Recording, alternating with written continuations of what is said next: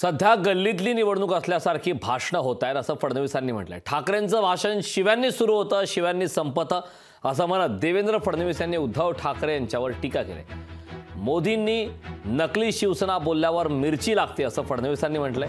Vote जिहादची करणारी बाळासाहेबांची शिवसेना असू शकते का, असा देखील सवाल त्यांनी उपस्थित केला।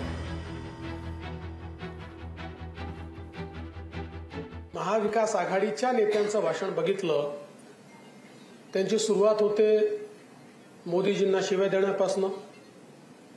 मग मध्येच मोदीजींना 4-5 शिव्या दिल्यानंतर काही मुख्यमंत्र्यांना देतात, मग काही मला देतात, मग पुन्हा मोदीजींवर जातात। शिव्यांपासून सुरुवात करतात आणि शिव्यांपर्यंत संपवतात। आणि म्हणूनच काल मुख्यमंत्री महोदय देखील म्हणाले की आमची शिवसेना आहे, त्यांची शिवसेना आहे। माननीय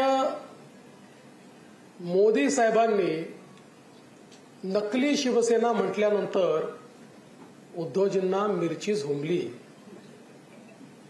पण माझं त्यांना म्हटलं आहे, तुमचं वागणंच असं आहे, त्यामुळे आम्हाला बोलावंच लागेल। तुमको मिरची लगी तो मैं क्या करू। लोकशाही मराठी ऐका, पहा, जागरूक रहा।